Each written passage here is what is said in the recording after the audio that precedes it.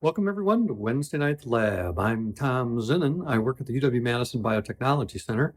I also work for the Division of Extension Wisconsin 4-H. And on behalf of those folks and our other co-organizers, PBS Wisconsin, the Wisconsin Alumni Association, and the UW-Madison Science Alliance, thanks again for coming to Wednesday Night at the Lab.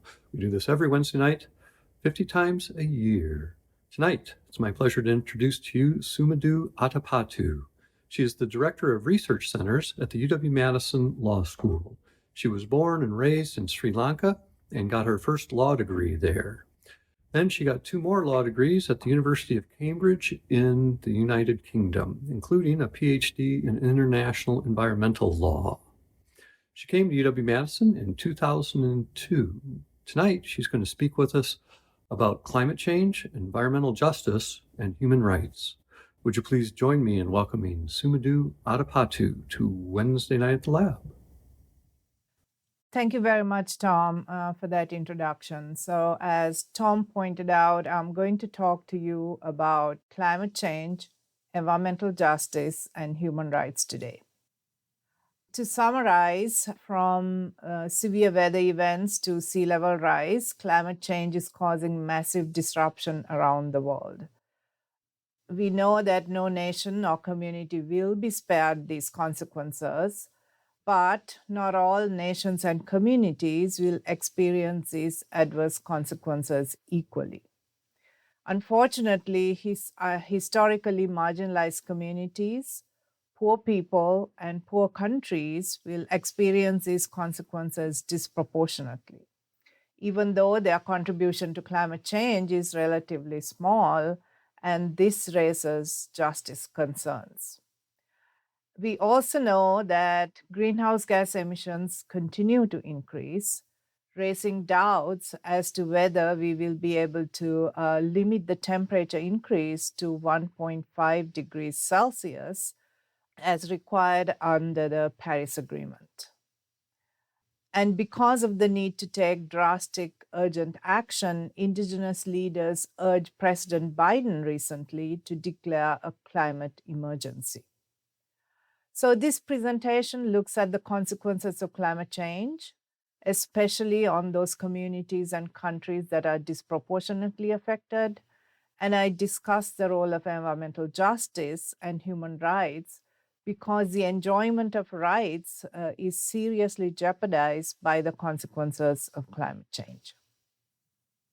And this picture shows this UN Secretary General in knee-deep water on the cover of the Time magazine, and the caption is "Our Sinking Planet."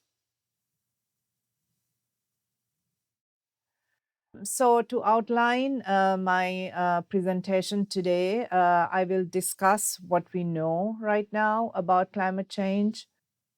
The Intergovernmental Panel on Climate Change is working on its 6th assessment report, and I will discuss a little bit about what they said, the impacts on people and the environment, the consequences of climate change on marginalized communities and communities disproportionately impacted, such as small island states and climate refugees, the role of environmental justice and human rights.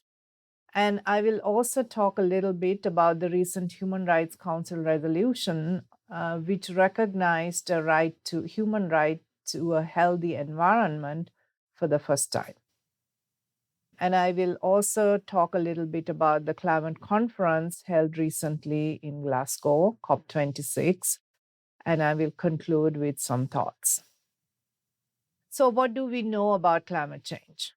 We know that Earth is warming and temperatures have warmed about 2 degrees Fahrenheit, that is 1.1 degrees Celsius since the Industrial Revolution.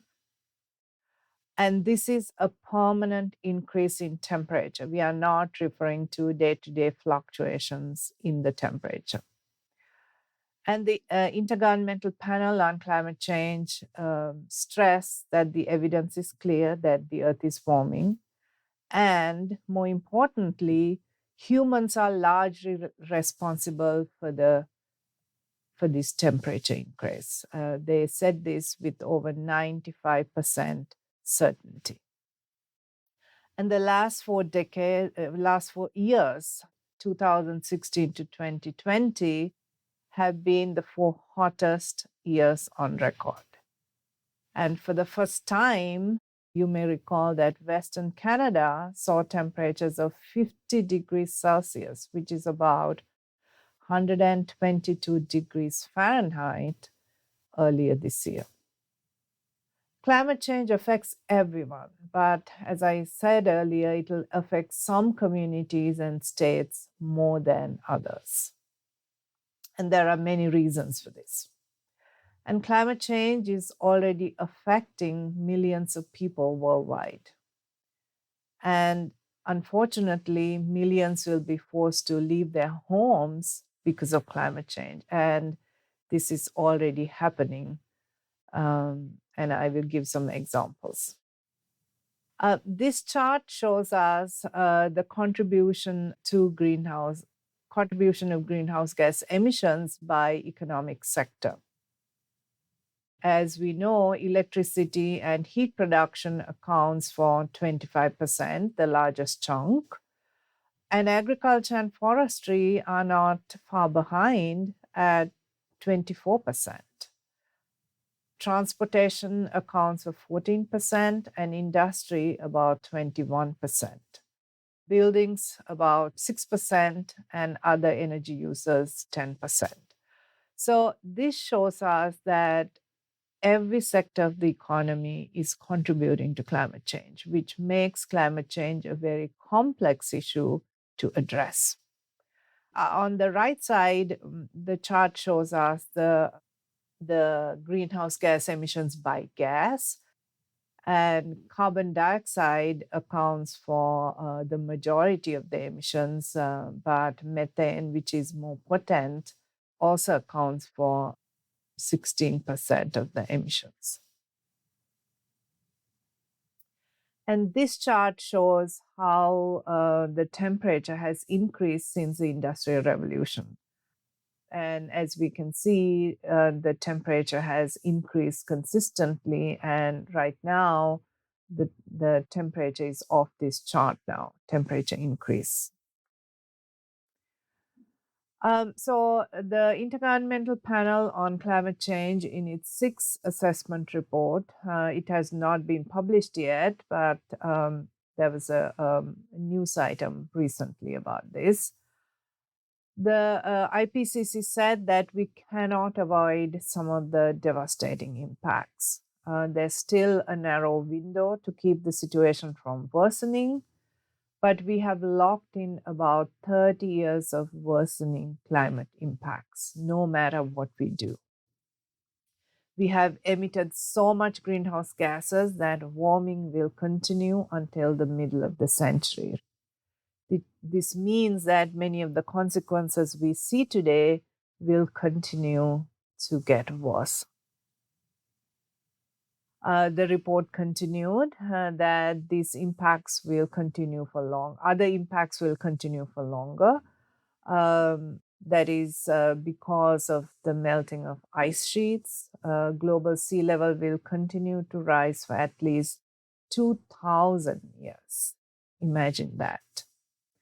The other thing that the report said was that these impacts are happening faster than we expected.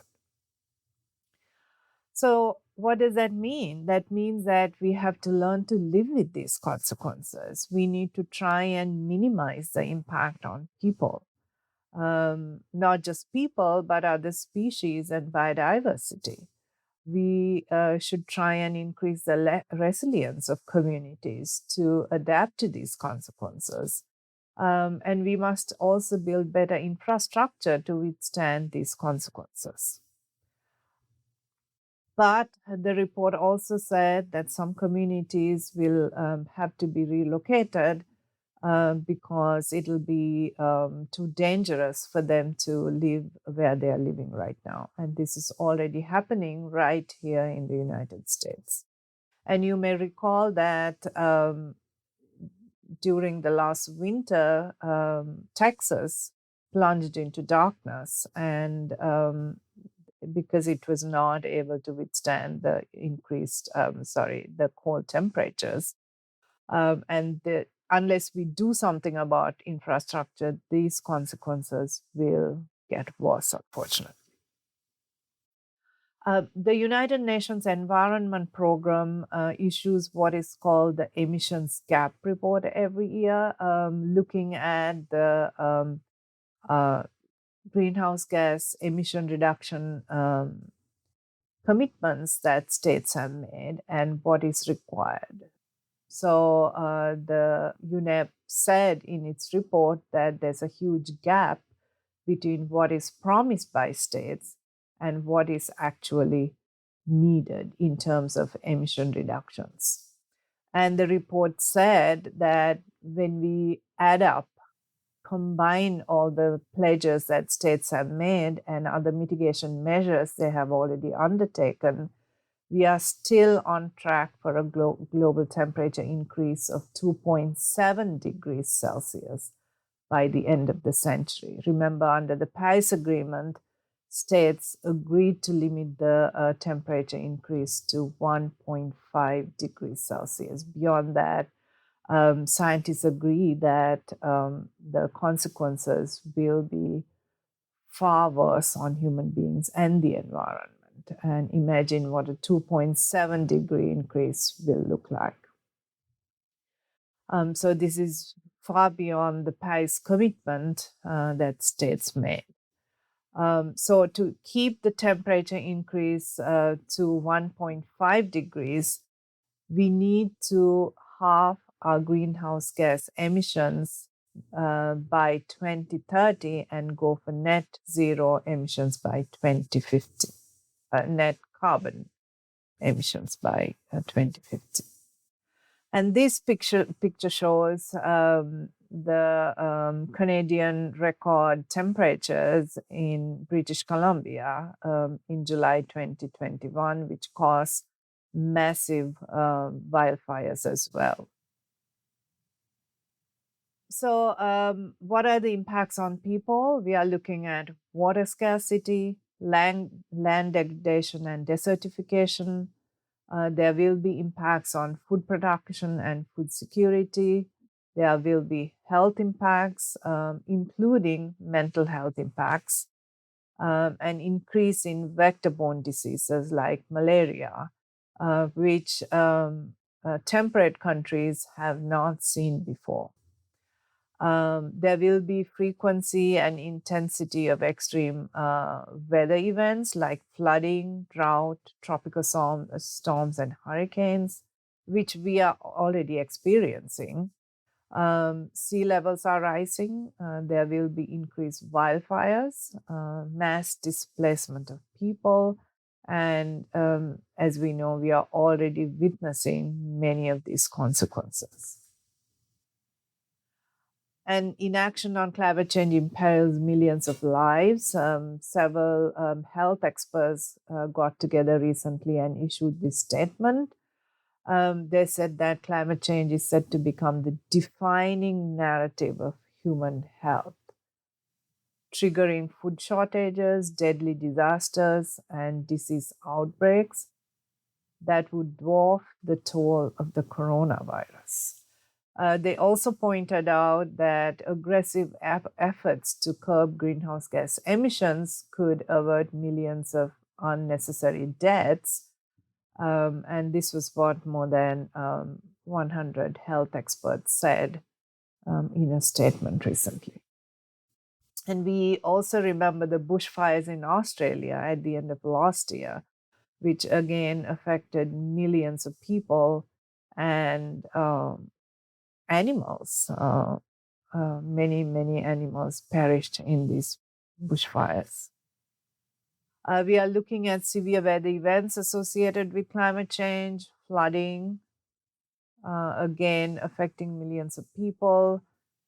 You may recall Hurricane Sandy in 2012, again, which caused millions of dollars in damages as well as affected lives. Hurricane Maria more recently. Again, looking at these pictures, you wonder how people can rebuild their lives. Not to mention the human toll of these severe weather events. The United Nations Environment Program looked at environmentally induced migration, which has the potential to become a phenomenon of unprecedented scale and scope. And its effects on the global economy, international development, the economy, national economies is significant, and as well as the impact on human security. Small island states are going to be affected much more than others with sea level rise and severe weather events.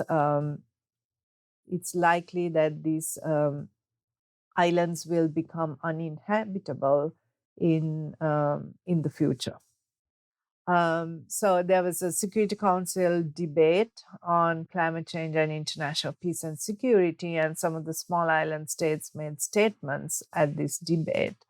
The Papua New Guinea representative, for example, said that impact of climate change on small island states is no less threatening than the dangers guns and bombs pose to large nations.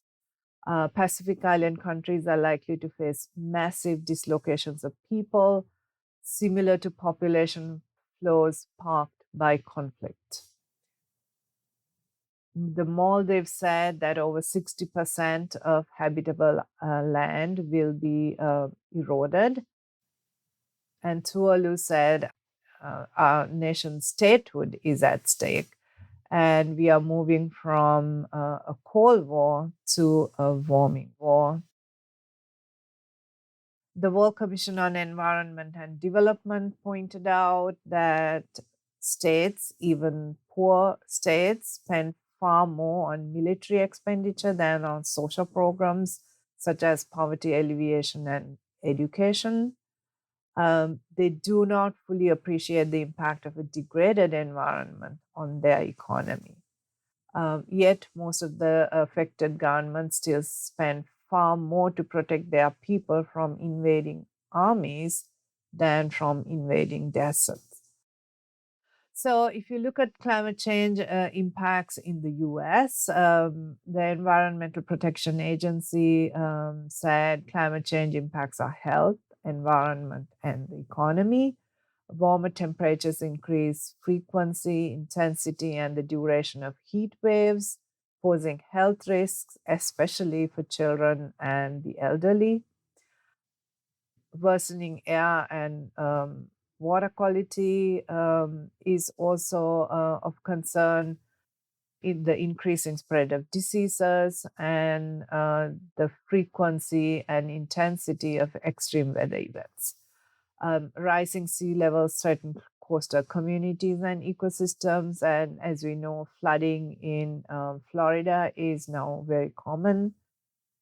And there are changes in patterns and amount of rainfall, and this can affect water supplies as well as quality and production of hydroelectricity. And already California and Colorado are experiencing water shortages.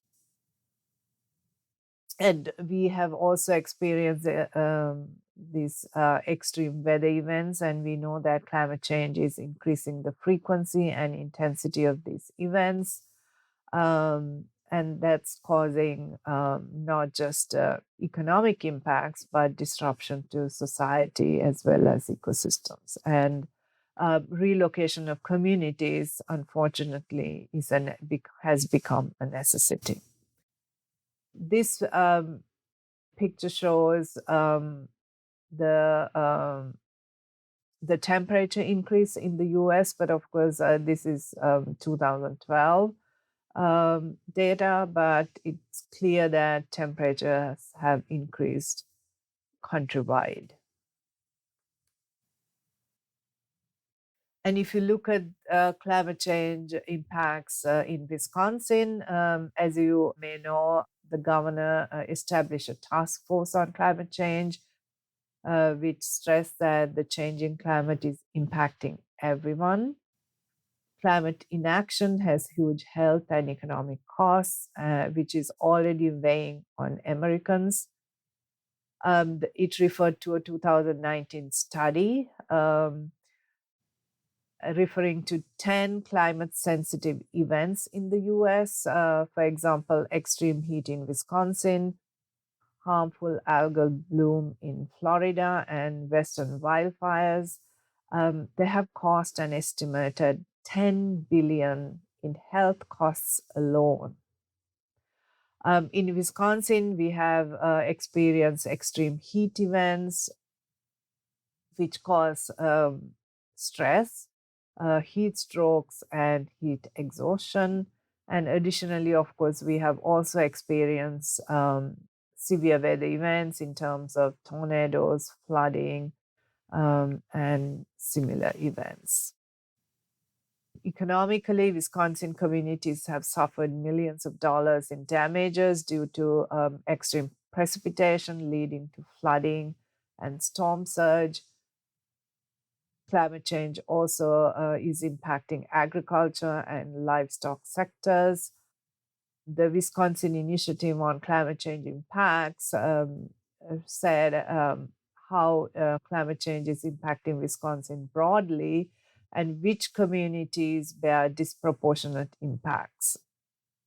Since 1950, Wisconsin has warmed 2.1 degrees Fahrenheit, and the annual precipitation has increased by 15%. This initiative also pointed out that Black, Indigenous, and other minorities, as well as low-income communities, are bearing a disproportionate impact of climate change. And this is what we see in the US as well as worldwide. And this shows the temperature increase in Wisconsin. As we can see, the whole state has seen increased temperatures. So turning now to human rights, Mary Robinson, who was the former president of Ireland, said that she believes climate change is the biggest human rights issue of the 21st century. So, although the impact of climate change on human beings is obvious, and we saw the impacts ranging from water scarcity to climate displacement, it was not considered as a human rights issue until like maybe 10 years ago. So in 2009, the UN Human Rights Council adopted a resolution on climate change and human rights and requested the Office of the UN High Commissioner for Human Rights to prepare a report on the link between human rights and climate change. And this report recognized that almost all human rights could be affected by climate change. The report pointed out some of the consequences, as we discussed earlier: water scarcity, food scarcity, desertification, severe weather events, flooding. These are all causing damage to people and the economy, and has an impact on protected rights. States have already signed on to human rights treaties, and they have to ensure that these obligations are fulfilled in relation to adverse consequences relating to climate change as well. There's no doubt that climate change will undermine many of the protected rights, but we need to discuss human rights in relation to damage caused by historic emissions, what we are experiencing today.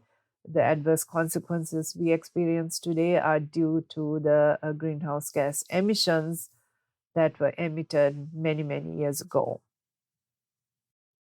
And we need to discuss the duties of states in relation to mitigation commitments, adaptation measures, and severe weather events. So if you look at the historic emissions, the cumulative impact of all states is causing the damage we are experiencing today. Here, of course, it's the causation, the causal link between emissions and the damage that we are suffering is hard to establish or trace back to a particular state. But when it comes to mitigation measures, so the states have made certain commitments to reduce their greenhouse gas emissions, and how they fulfill these commitments will have human rights implications. So, whether we transition to biofuels, for example, using agricultural land to plant crops or biofuels, um, could have human rights implications, could have impacts on food security, for example. Or if we have wind farms on indigenous land, that has human rights implications as well. So, how we fulfill our mitigation obligations, mitigation commitments could have human rights implications. So, it's important to adopt a rights based approach to mitigation. Similarly, severe weather events, as we know, have human rights implications. States can be proactive or reactive, but states have obligations to protect their citizens from severe weather events. So, for example, by providing timely information, warnings, evacuations when necessary, providing shelter, and after the event, helping to rebuild as well. Um, when it comes to adaptation measures, I mentioned that at least for the next 30 years, things are going to become worse because of the emissions that are already there.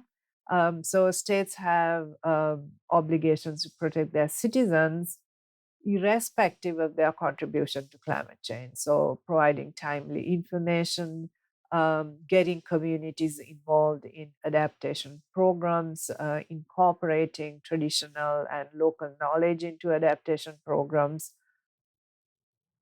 So, again, applying a human rights framework is necessary for adaptation measures as well. Some of the measures that states have already taken to address climate change have led to human rights violations. So, things like carbon taxes, if we don't design them properly, could have an impact on the poor.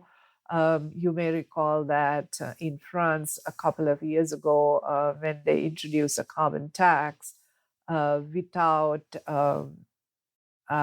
taking the impact on poor people, there were widespread riots as a result, widespread protests as a result. The French government had to withdraw the proposals. The Clean Development Mechanism. This was under the Kyoto Protocol. Developed countries could get credit for investing in sustainable development projects in developing countries, but because these states did not take human rights into consideration, gave rise to human rights violations in developing countries. So it's very important when um, adopting these measures that human rights are taken into consideration.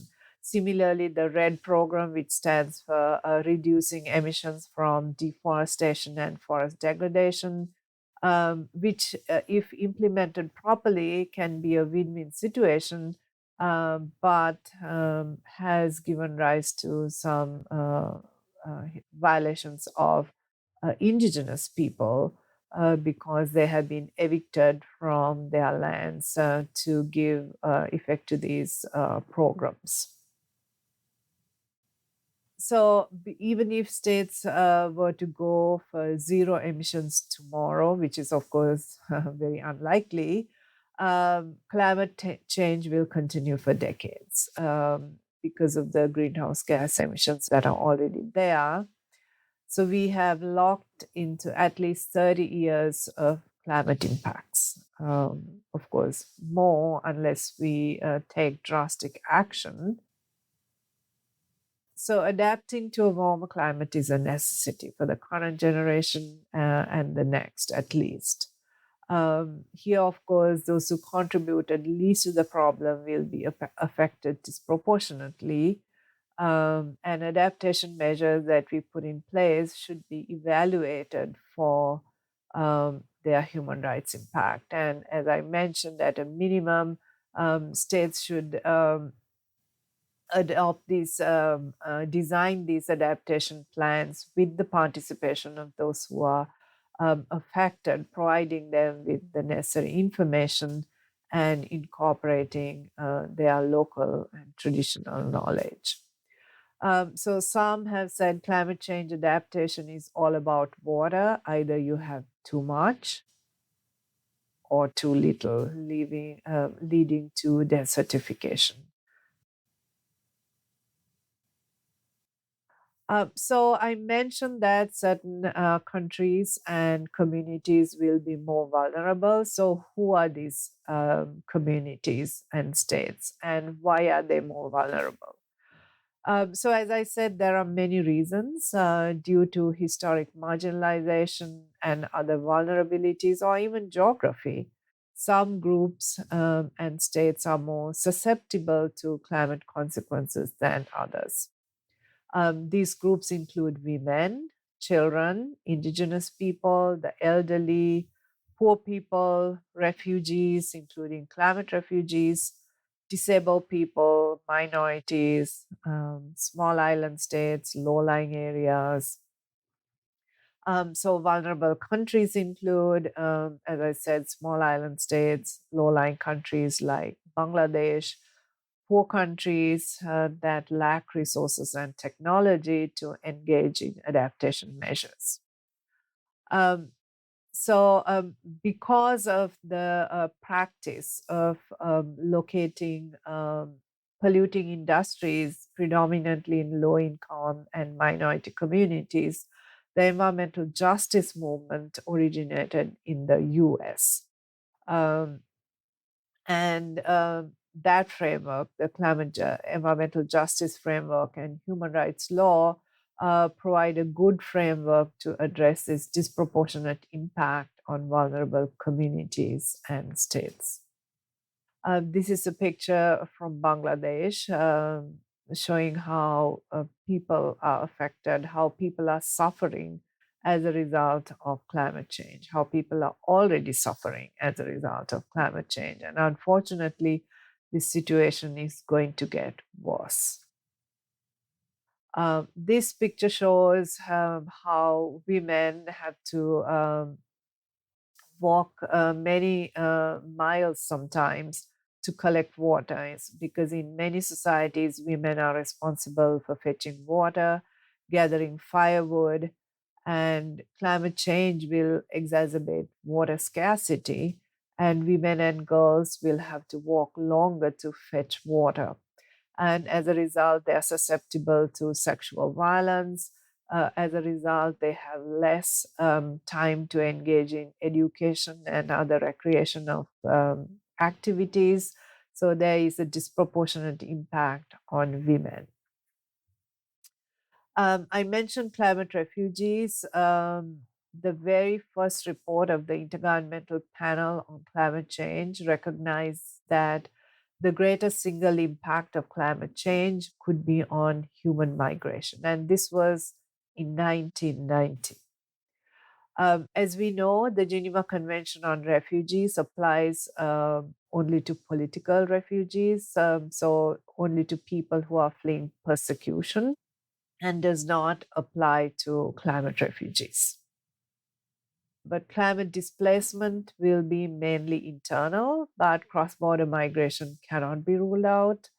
And some of the refugees from Central America who are coming to the US are leaving because of drought failures and crop failures caused by climate change. For those who are on small island states, relocation en masse will be necessary at some point.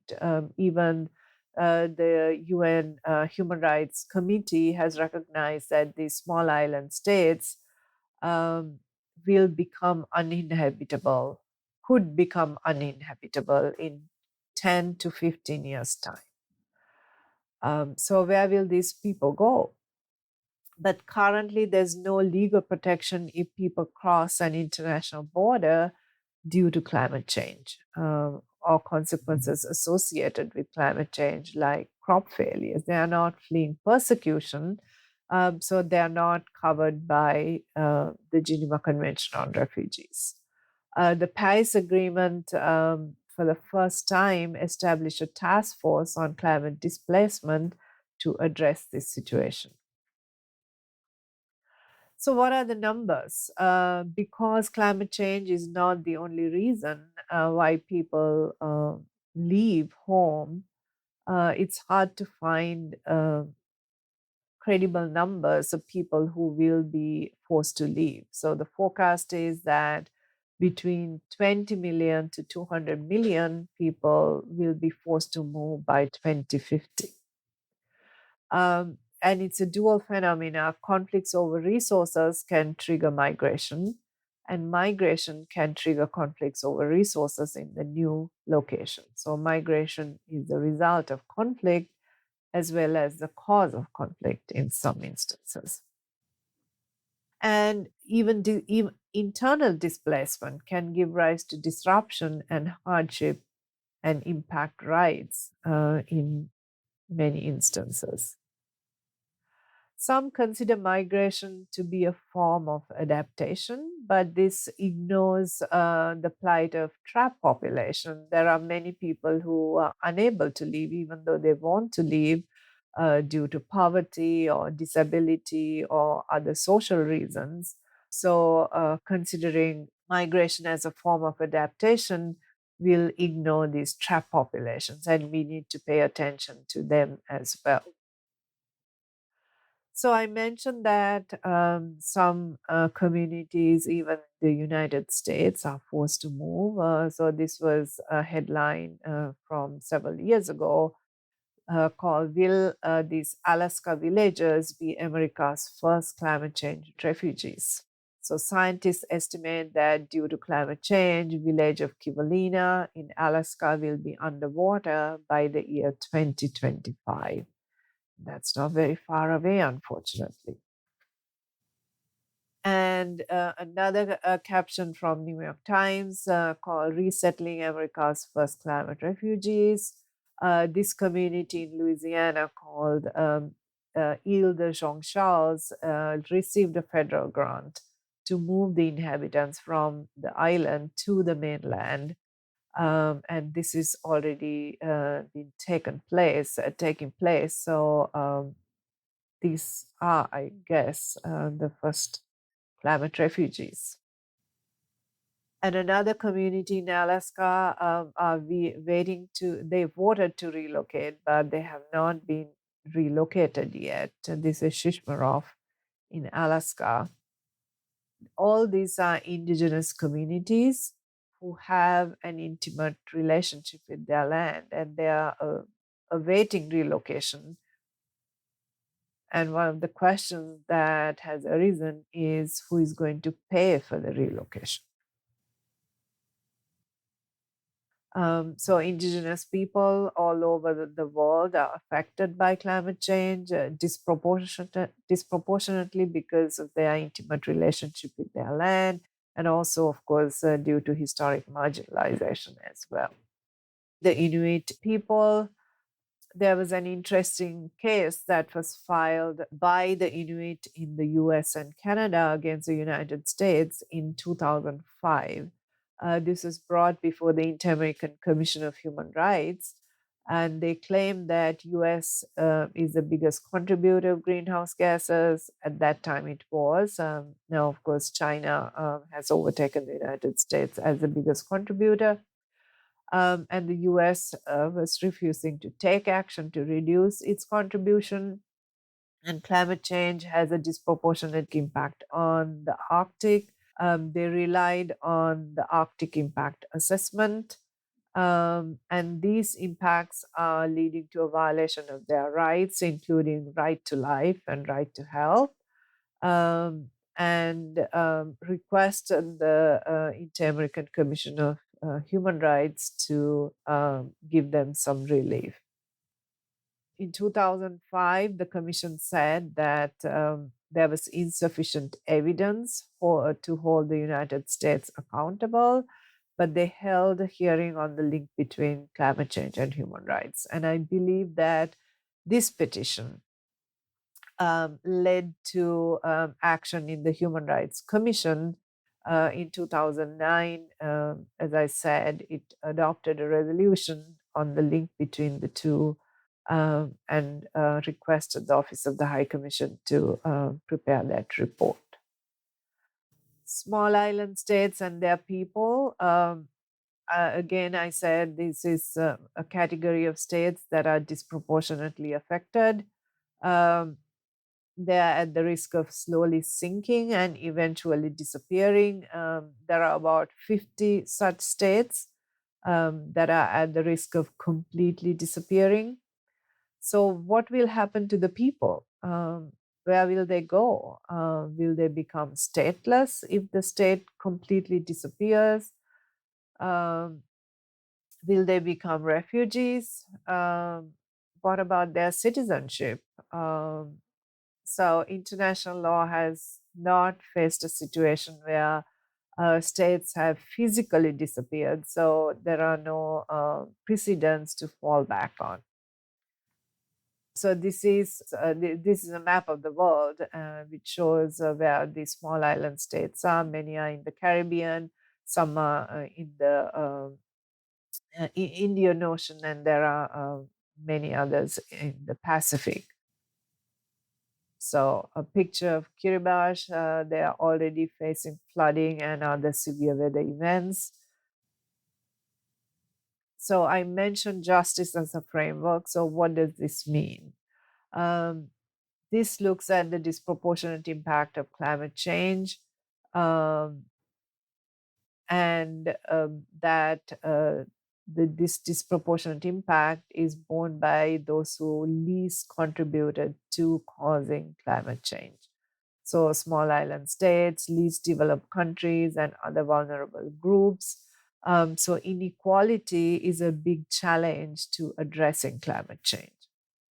And some states have argued that the human rights framework is unfair because it places an obligation on states to protect their citizens when they contributed least to the problem. So therefore, we need a justice approach. There are various definitions of environmental justice, but many agree that there are 4 components. Distributive justice is one. So you need to have fair allocation of both benefits and burdens, not allocate burdens on a certain group of people. The second one is procedural justice, which means that you need to have open, informed, and inclusive decision-making processes, especially involving those who are affected by a particular problem in the decision-making process. The third one is corrective justice, which means there's an obligation to provide compensation and correct past wrongs.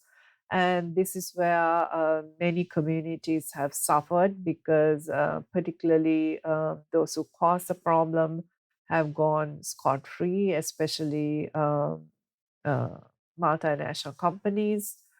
And the fourth one is social justice. Many recognize that environmental struggles are intertwined with struggles for economic and social justice. So climate justice, which is the subcategory of environmental justice, can be applied in relation to both vulnerable states as well as vulnerable communities within states.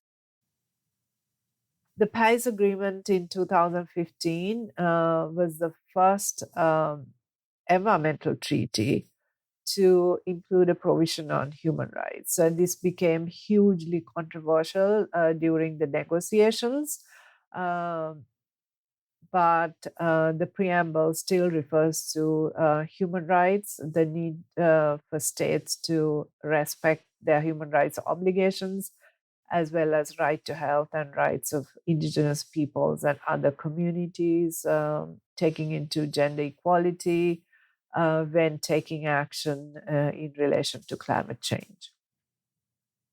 The Paris Agreement also has a section on adaptation measures. It recognized that adaptation is a global challenge.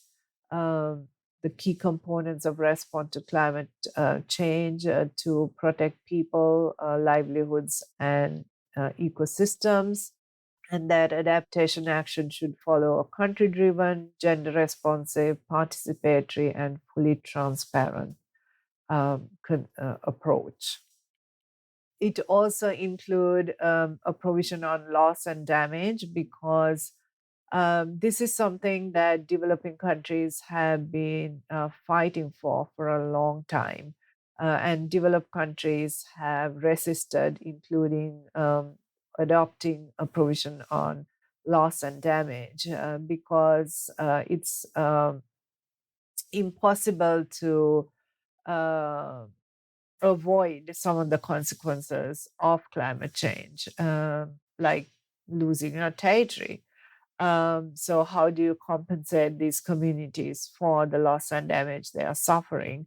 For the first time, the Paris Agreement included loss and damage as a separate pillar of climate action in the agreement itself.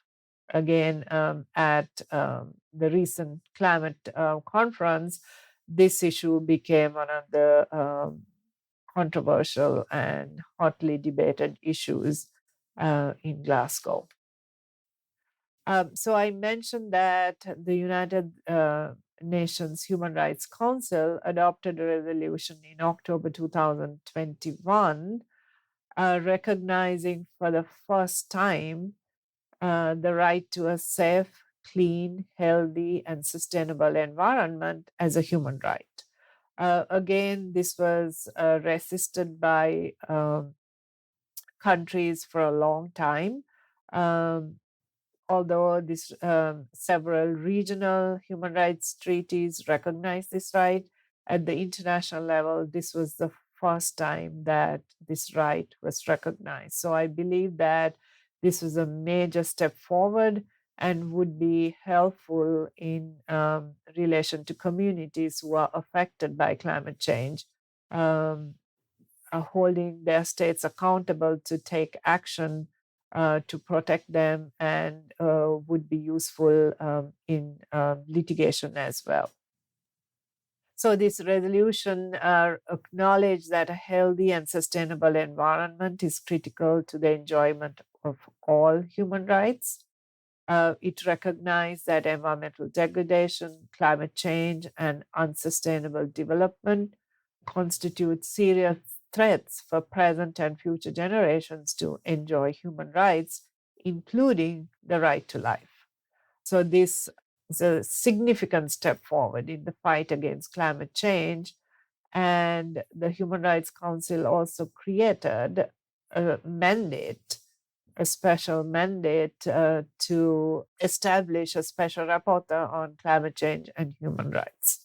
Another major step forward, recognizing the importance of adopting a human rights framework in relation to climate change.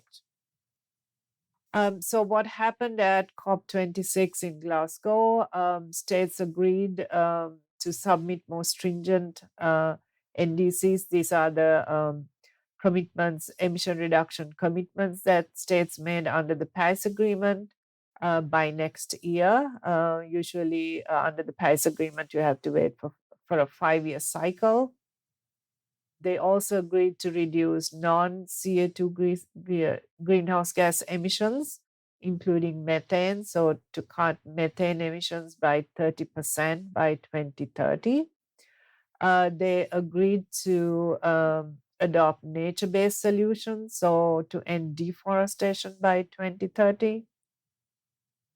And for the first time, and I think this is very significant, reference was made to phasing out coal power and fossil fuel subsidies and the need to support towards a just transition. So that again, this was hugely controversial. India, for example, said we need to replace the words phasing out with phasing down. But I think because this was, the wording is pretty soft, but still the fact that this reference was made for the first time, I think, is very, very significant. And also urge parties to take immediate measures, taking their human rights obligations into consideration, um, to take action with regard to climate change, and also referred to gender equality and empowerment of women and other vulnerable communities.